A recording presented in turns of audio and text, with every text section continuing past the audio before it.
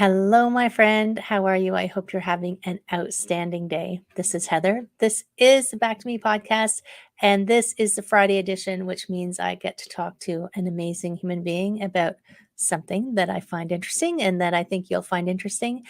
And today I am talking to Fawn Gilmore Kraut, correct? I'm always Yes. afraid I'm going to butcher someone's last name. It does Welcome. It's so happen. nice. Thank you so much for taking some time to come and hang out and have a conversation. And I always like to start the conversation with what exactly are you working on these days? And how the heck did you get into that? I know it's two Thank big you. questions. No, I know. Great big broad questions. I'm so happy to be here. I just want to say thank you so much, Heather, for inviting me to come and chat with you and with your audience. It's so fun. Yes. And I'm super happy to be here. So and honored. So I so enjoy listening to your podcast. So I'm super excited to Oh, get to thanks. be with you on it. So yeah, I am working. I just right now just got off the call with a gal in Europe, potential client that we're talking, and the work I do is really, and that what I'm really passionate about is helping women, primarily women, and usually single women or women who are not currently in a relationship or they may be in a, as they call it, situationship or something along those lines, who they really want to have a healthy, lasting, loving partnership with their life partner, with the love of their life. And for whatever reason, it's not happening. Perhaps they've been through a whole series of relationships. They keep attracting the wrong kind of person, or it ends. Whatever. It's just not working. And I love working with women along those lines to help them clear away all of the blocks. Most of them are internal. Some are external, mostly internal. Everything that is blocking love from thriving in their life, from them attracting the person who's right for them and really creating a healthy, lasting relationship. That is what gets me up in the morning.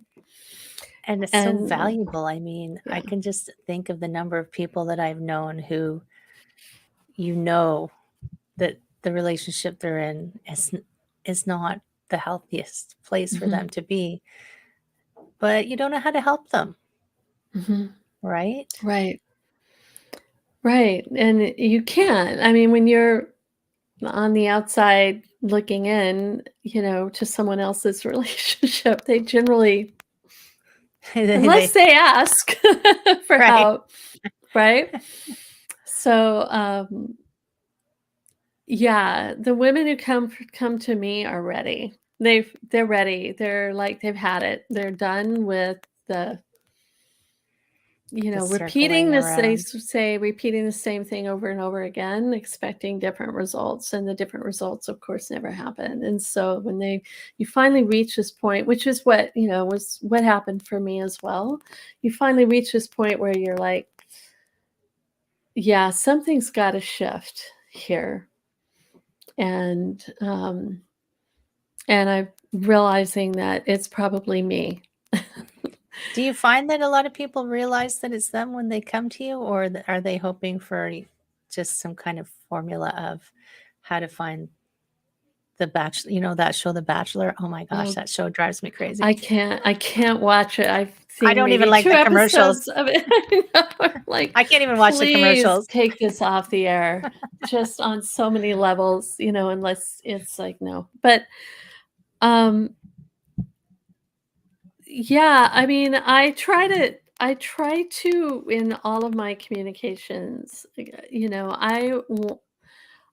I just wanna give it to people straight. I think we all want the truth. And, it's there is no it'd be great if there was this quick, easy formula. If that was the case, we'd all be in loving, beautiful, lasting relationships, you know. Right. Download my 3 steps to finding love. Easy peasy. Yeah, so the women who come to me, if they've heard me talk, know that I'm not gonna give them I'd love to give them an easy answer, I really would. But, you know, and there's a lot of there's a lot of dating coaches out there, especially, you know, what to say on the first date, how to do your dating profile, how to, you know, or yeah, who are, you know, giving you simple tips, and those can be helpful. But if you haven't really done the work on yourself, you're just going to keep getting what you get, and no amount of little easy tricks is going to help you really change that outcome. And your perfect dating profile won't necessarily find you your perfect mate. Exactly. It It doesn't won't. it doesn't seem to that doesn't connect for me, and it's almost like I think maybe because I studied some marketing, I was like, marketing won't necessarily get you the product of your dreams, right? Right. Right. No, it won't. And you know, you can put anything on a dating profile, but it's really so so for example, you know, I do a workshop every month.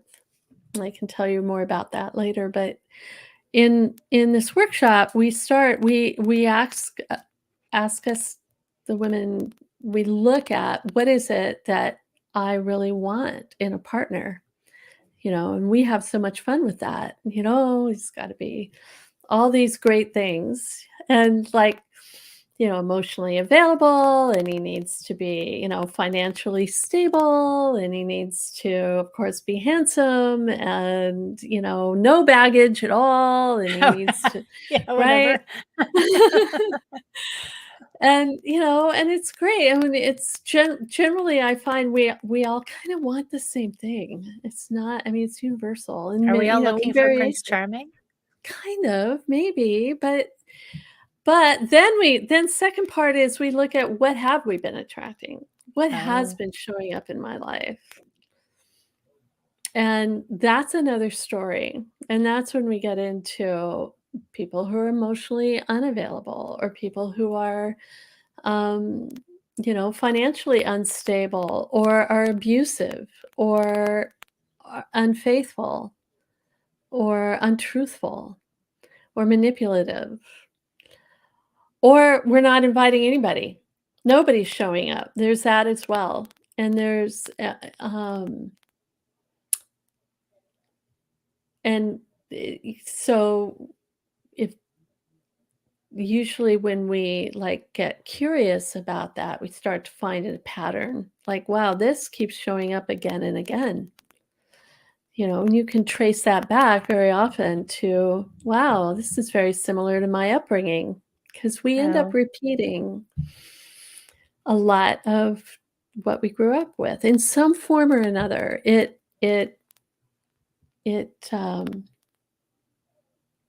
our childhood absolutely impacts our relationships as adults. Um, until we really, I mean, it's going to always have an influence and an impact, but when we really start to do that work and look at, okay, why? How is this impacting me? How is my relationship with my father, or my parents' relationship with each other, or this event that happened to me as a child or as a young teenager somewhere early in my life?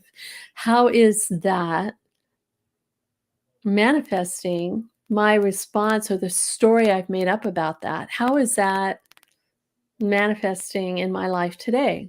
How is it impacting my relationships? You know, we sort of, it's almost cliche that we attract our fathers, or it's like, wow, there it is. Right. Wow, isn't that interesting? But what we forget, what we don't, I guess, give credence to or recognize until some point is when we arrive, we don't have any stories. We don't know relationships. And the only way we learn them is through the observation. And when you're a little kid, you don't know that you could go, well, I don't think that's the healthiest relationship I've ever seen. Mm-mm. Or I Yeah, don't think that's right. I think I would choose something different. You just think that's the right. way the world is. And without some work around that, you do see people. I mean, it is completely cliche, but cliches come from somewhere. They come for a Mhm, reason mhm. because people do date that thing that they've been so often exposed to and they think is normal, even if intellectually they want something different, Right. But right? our nervous systems, I mean, it's a physical thing. We are hardwired for that, as I've studied, um, childhood trauma, which we all have our own variation of that. Even the best of family upbringings has its version, but All life has bumps. all life has bumps. I mean, that's part of what life is, and how we survive those bumps and how we teach ourselves and train ourselves to get our needs met and to stay alive through childhood. We develop strategies that we then carry forward into our life that have served us well. They were there for a reason. But then they also end up creating a cycle where we Right. end up repeating again and again the same thing over and over until we go, oh, wait a minute. That's a survival strategy that I developed as a kid. And it served me then. Thank you very much. But it's tripping me up now and it's making me be attracted to or attract to me the same thing that I don't want, and I keep doing it. So when we bring it into the light, then there's opportunity for healing and for transforming those stories and transforming those strategies so that we actually do create what we really want. And those So, instinct things are hard. mhm. Maybe hard's the wrong word, but it does take intention, and it's not a one-shot deal to shift those, that way of that subconscious almost. This is what I'm attracted to. This is what I'm attracted to. I was having a conversation one day just recently with a friend of mine. And have you ever heard the term snag? Yes. Sensitive new age guy? Oh, S no. Yeah, so I like that. it's not rude. It's not rude Yeah. at all. And maybe that's just colloquial for the area that I'm in, but Mhm. and this Yeah, was my area probably, too, yeah. yeah, probably 20 years ago, sensitive new age guy, but women wouldn't ever date them for very long because instinctually they wanted some rugged, Mhm. tough guy instead of this sensitive new age guy who'd actually have a conversation with them. Right. So they'd write down, well, this is what I value in a man, but this is who I'm going to date. Kind of like Mhm. you were alluding to with the Mhm. workshop that you do. And um, I mean, I was saying to him, you're a sensitive new age guy, so you have an extra challenge that the women probably would have the best relationship with you, but they're not ready. They haven't Mhm. figured out that that's actually what they need, Yeah. right? Right, exactly. Exactly, and it's different for all of us, There's nothing right or wrong or better or worse for a sensitive new age guy snag. I love that. I'm taking that with me. Right. Um, it's like who's right for me? And so in my own story, because I grew up, I was some of us are rebels, like, push against and go find our own way. And, then we have the the issues of like reacting to what we got. Me, I was taught to be terrified of rebelling because I grew up in a very religious upbringing, and rebellion is the sin of witchcraft. And, Oh, you know what we do to witches. So I was terrified, and I watched my brother kind of push back and rebel against a little bit with my dad, and I saw what happened to him, and that terrified me. So I was like, okay, I'm going to be good and sweet and good and like compliant with all the stuff. And so where was I going with this? your upbringing. I was like, oh, okay. So I learned in my survival strategy in my upbringing was to please everybody, was to become whoever other people want, the people who are important to me, to become whoever they wanted me to be. I will morph myself into whatever is the most wanted and needed in my environment at any given time. And so what went undeveloped was my own sense of myself, who I am, what I want, what my desires, what my opinions are, what I really want to create in my life. It was all, what am I supposed to want? What do other people want me to want? What does God want me to want? What it was, everything, my own sense of self was just subsumed to the external. And I didn't realize I was doing that. No one said, Fawn, what do you want? Like, that question never came up. It just was, this was the way it was. This is the way it was supposed to be. So consequently, it was impossible for me to find real, authentic, intimate, lasting love because I was so disconnected from my own self, from my own true, authentic self. It's, who am I supposed to love? Right. Right? Who am I? Who's appropriate for me? Who is going to help me win the approval of the people that I'm trying to win the approval of? And so I had a whole long series of very disappointing relationships that went nowhere, that were just meh, like, because I was so disconnected from me. And so I finally met somebody who checked all the boxes that I thought I was supposed to check. Right. And I got engaged to this guy. And he turned out to be narcissist, abusive, manipulative, dishonest, no integrity. Like, So he checked these boxes and these boxes. yes, right. Both on both lists. Right. Except, yeah. And it's like, wait a minute. So, thankfully I had friends who helped me, because, anyone who's been in an abusive relationship, it can be difficult to extricate yourself from that. And I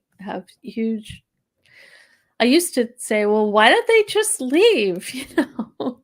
Yeah. It's not easy. And fortunately, I had a wonderful circle of friends and family around me who were able to walk me through untangling myself from that relationship and letting him go, which I'm eternally grateful for. But it really brought me to a place of soul searching, in that, wait a minute, I thought I was right on the right path. I thought God had brought me this guy.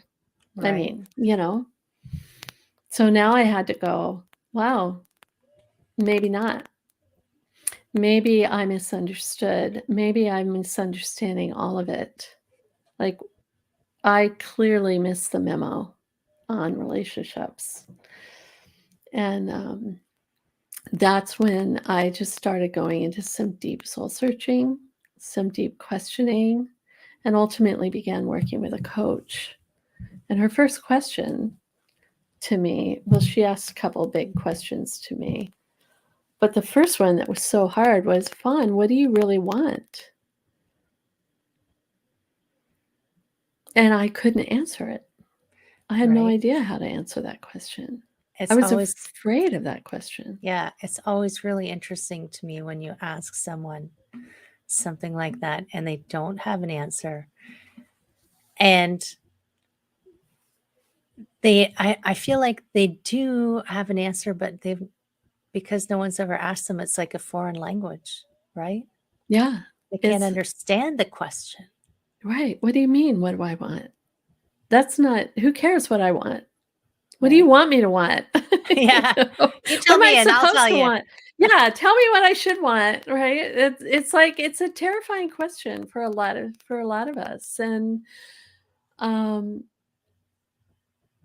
yeah, and I mean in my upbringing it's like desire will lead you down the path to horrible things. So it was like those are yours, we suppress that. And so that was very scary for me to start to explore what is my desire and to Mm. honor that part of myself and to find out, I went on a journey of trying to find out who I really am because I didn't know outside of who I was supposed to be.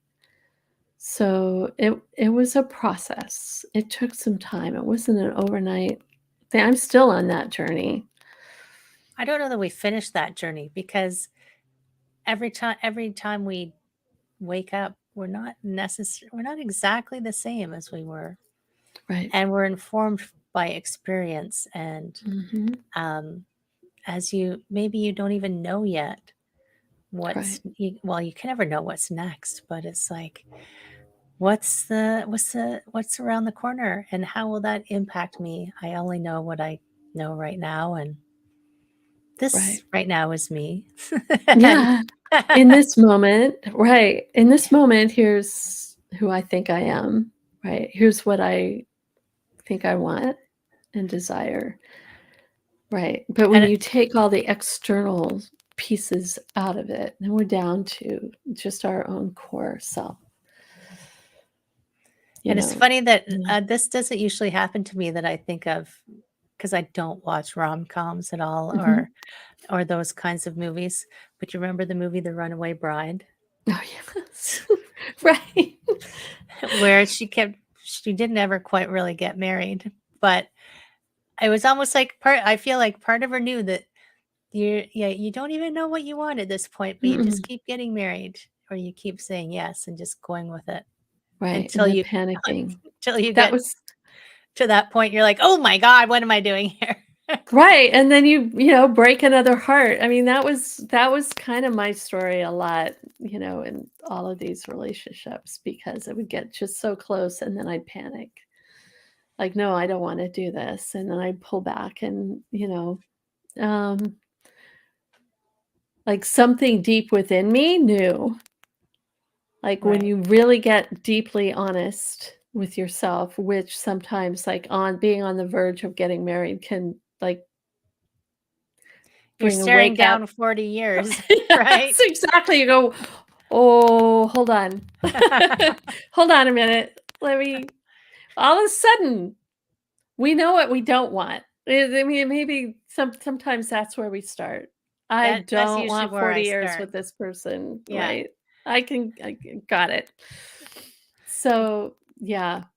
So that's, and after I would say for me, that process of really beginning to I'll give myself permission to question my own stories I've been living in all these years and to start to unpack and unravel this this world I had allowed this that I had built in order to get the love or connection I thought I needed from my environment. When I started to do this work, it wasn't long before things started to shift for me, Okay. and my now husband of 22 years, came into focus.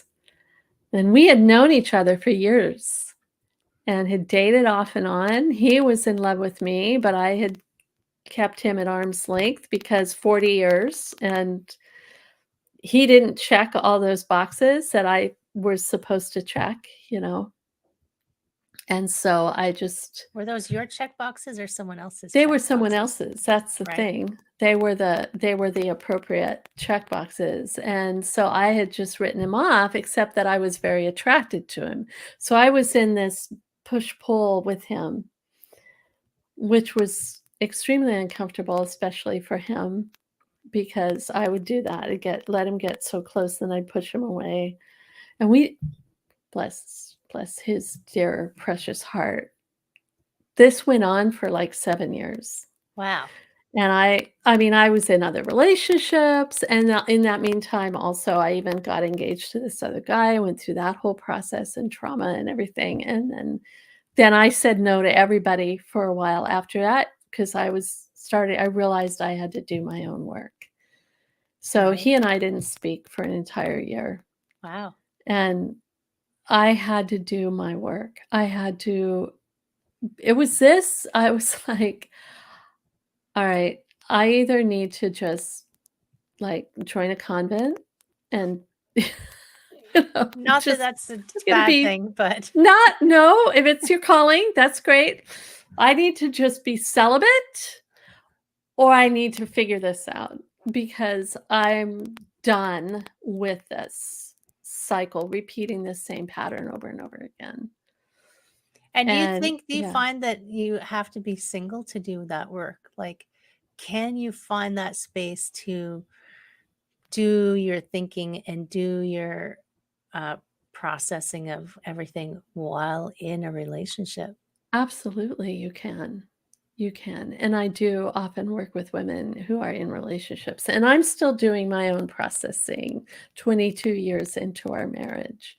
Right. And thankfully, I'm with someone who we get to kind of do that together. We're in that conversation. And you know, absolutely. Because what I've discovered, so for me, with the work I do, it's like, as I do my work, I become more of my own true authentic self. I speak my truth. I own my desires. I ask for what I need and want. I am vulnerable, and I'm not saying I'm all the time doing this, but the more that I um shed my need to please everybody else, the more I honor my own true self, the better partner I become, the healthier our relationship becomes. My husband benefits from that because now he knows who I am. He knows what I need and what I want, and he can trust that I'm going to be truthful with him and allow him to, I'm interested also in what he needs and what he wants, but That's what I was yeah. just thinking, like the other half side of it is your partner. I mean, ideally, thinking of boxes to check is someone who feels like they can also express what they need and who they Yeah, are. And exactly. that, I mean, my husband and I have an agreement that we're allowed to call each other on our bullshit, basically, Yeah, right. Yeah, we do too. without repercussions Mhm. and with kindness. But Yes. we've given each other that permission and that understanding that it comes from that place of love and respect and understanding. But you're being a little crazy right now. Mhm. Right, Right. exactly. Yeah, and we have that as well, and it's so essential, I think, for a healthy relationship, because otherwise you're thinking it anyway, you're noticing it, and so then you just hold it in and build resentment. Or you create a Or story that may yes. not even be accurate. I Mhm. mean, I've talked to clients who have asked me questions, and I'm not a relationship counselor, but they'll say, "This happened with my relationship." And I will say, "Did you talk about it?" "No, no, no." "Well, then how do you know that's actually what happened?" Right, right. We fill in the blanks rather Really well. than take the risk of asking the questions or being curious, Right? right? Curiosity is a wonderful thing, and after, like I say, for us, I don't know, how long have you 2 been together? 17, 18. Ooh, Okay. I should know the answer to that. Sorry, on the spot. Right. We've been, 22 years since we've been married. And obviously, we were in a relationship for 7 years before that. So, um, but he's not the same man I met way back when. And I'm not the same woman. I mean, in one sense, in my essence, yes. But like you said, who I am today may not be who I was yesterday. Right? And same with him. And so when I make up a story that I've got him fixed in this box, you're always this, no matter what, then our relationship starts to get stagnant because I'm no longer curious about who is this person? Who is he becoming? Who is he growing into? What is he challenged with right now that maybe he wasn't challenged with a year ago, right? Or vice versa. Right. So, yeah, I, um, and it's funny because I'm looking for it, but I developed uh,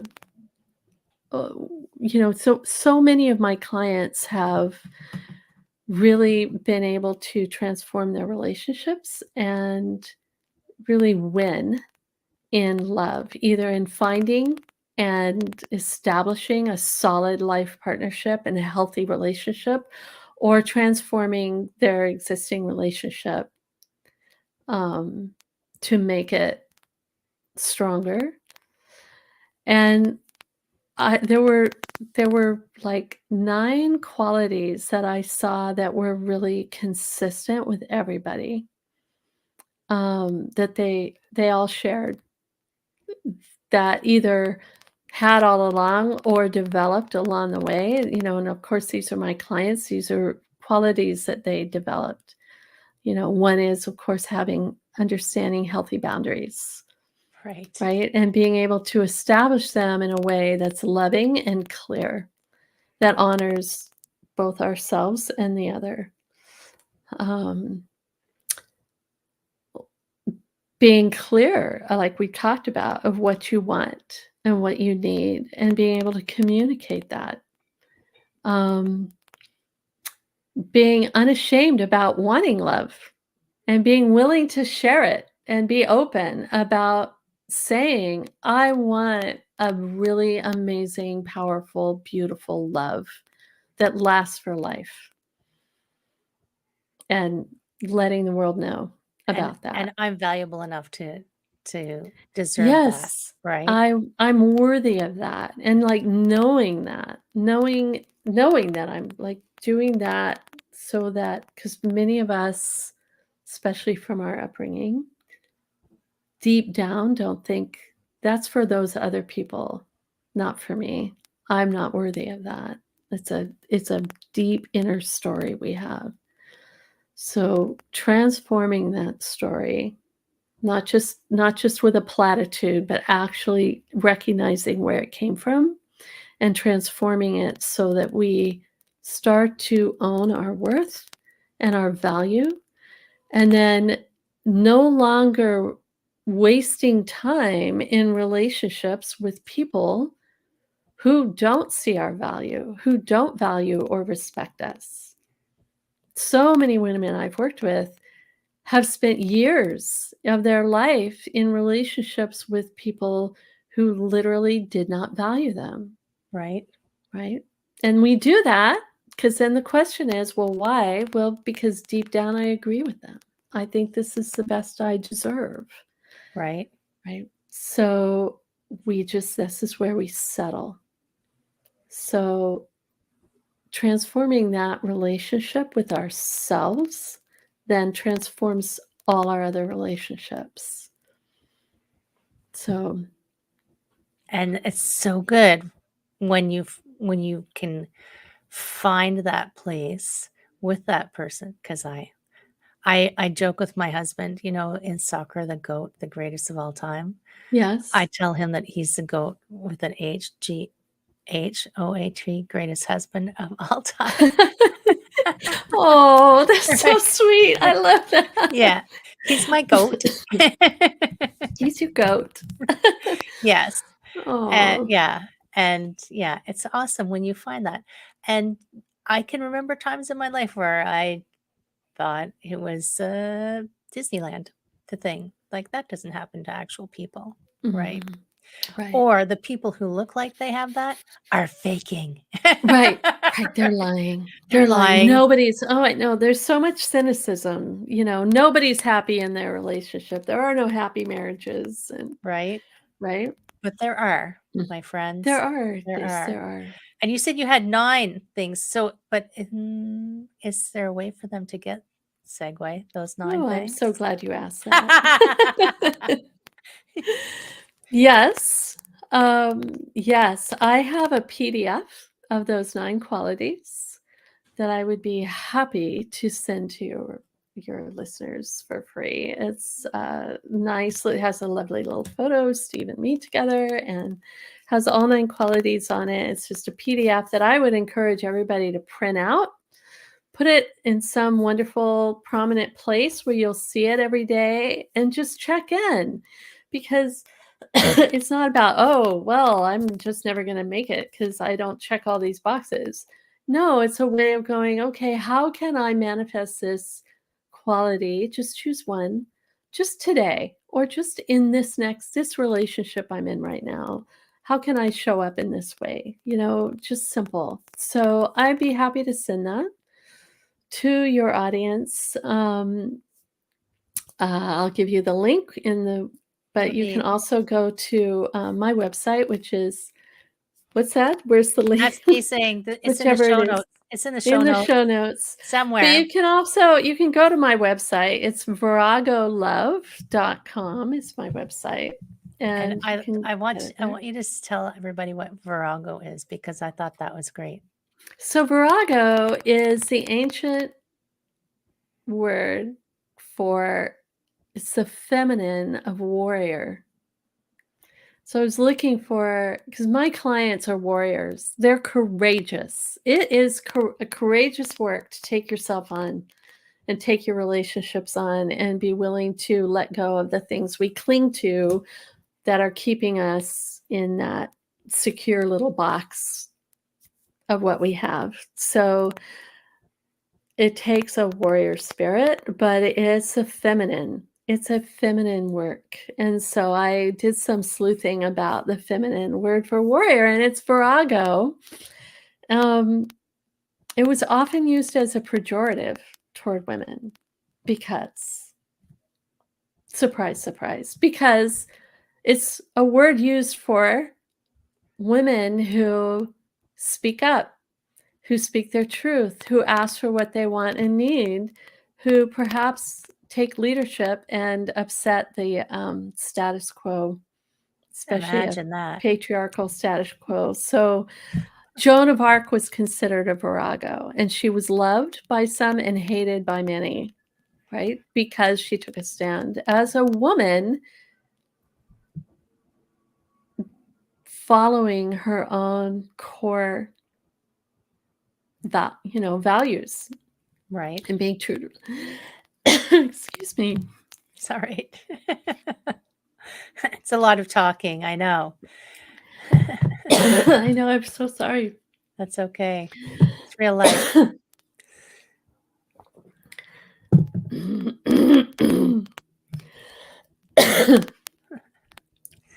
It's Dryness hard to in my speak your throat. truth with a dry throat. It is. This is actually my 3rd hour going straight Oh my gosh. calls, so Thank you I so think much that's it. then. Yeah. But yes, so my women are love warriors. But I also think of like Wonder Woman.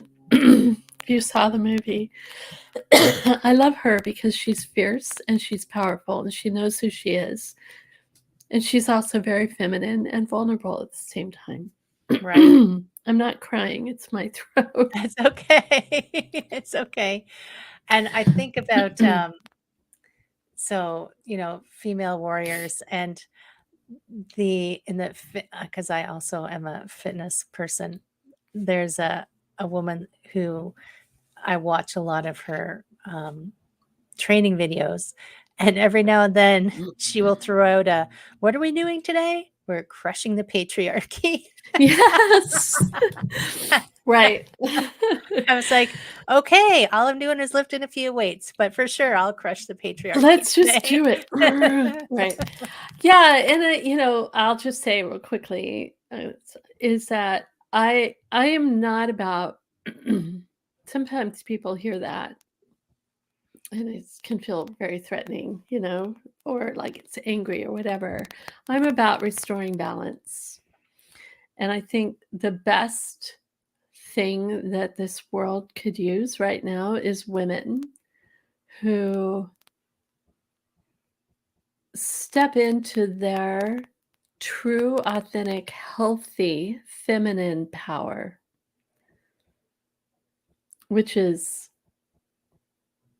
different. It's the balance, Yeah. right? And when we do that, it's an invitation for men to find that balance as well. So when you were talking earlier, what was it? Salt? No, Snag. self-aware. Snag. Snag, right? Sensitive new age guy. Right. It's like, okay. I mean, I want to, it's like the balance of the masculine and feminine and the dance of that is just so beautiful. We all have both within us. We all have both masculine and feminine. We need both, right? But very much in the world now, many women have to take on more and more of this masculine energy in order to thrive in the world. And so then it's challenging, and we don't know how to shift into the feminine, which is really where our energy comes from. And I Right. understand these are big generalities, and there's exceptions, but it's archetypal I'm Yeah. talking about, I mean, right? I talked to an embodied feminine leadership coach who teaches women how to be that leadership role and not Mhm. not necessarily lose their feminine power. So, Yes. and crushing the patriarchy isn't crushing men, No, because it's I not. love men. It's about I do too. I it's do about too. They're changing wonderful. the it's about changing that balance and respect for all. How about humans? Let's have respect for Exactly. humans in general, Exactly. right? Yeah. Right. Yeah. Right. It's So the that's awesome. systems that, yeah, keep us in this place. Yes. So for sure, everyone should at least check out your 9 qualities. I know I'm gonna check them out. Yes, absolutely. And you Thank you. have, is it called, I'm looking at my note, Dating for Keeps? Yes. So, dating for keeps, the secret to finding your partner for life. It's a 2-hour workshop that we do online with a small group of women. You get private coaching over those 2 hours, and we do these exercises, some exercises we talked about, to really help you identify your own blueprint, your own unique path, because we're all different. We have similarities, but we're all different. So what is it for me that is blocking real and lasting love from being manifested in my life, specifically for me? What is my unique thing? You'll find that on this workshop. I will help you. I'll work with you individually and in this small group in those 2 hours. And so I'm inviting your audience to come join me on this workshop. I'm doing it every month. When you get this, when you download the 9 qualities, you'll get an invitation to the next workshop that's Awesome. coming up in a couple weeks or a week. And check it out. Come join me and a small group of other women, and we'll just dive in and do the work. Amazing. And yes, be patient and be give yourself grace to do the exploration Oh, yeah. and be on that discovery place, because it's once you start down it, you just find so many amazing things that Oh you my just didn't even goodness. realize, Yeah. right? Yeah, it's a wonderful journey. Yeah. Mhm. Thank you so much, Fawn, for Mm. joining me. Now, before we go, I always ask, do you have a final word or two of wisdom for everyone? I wanna say what you just said, but yes, be absolutely patient with yourself, and I would say the other thing is don't give up. Don't ever give up. There is always, always, always hope. Where there's life, there's hope. And even if it feels impossible and hopeless and you've never experienced it before, you think, I want that, but it's not for me. Don't give up. Take the baby steps of toward hope. It's like you signal to the universe, like, no, I declare, even if I don't feel it, I declare that I am worthy of really amazing, wonderful love. I don't know how or where or what, but I'm just going to make that declaration and see what happens. Allow the universe to meet you there. That's So, awesome. I wish I said that. Thank you so much for spending thank you, some time Heather. with us. I know it's a long day of recordings and talking, so thank you, thank you. Mm, And pleasure. Thank you. yes, thank you. And my friend out there in podcast land, I hope you enjoyed this episode. Please check in with Fawn and click some of those links and get that PDF and get yourself on the road to a fabulous relationship. Even if you're in a fabulous relationship, why not do it? Because everything could always become more fabulous. My friend, have an amazing day. Take care.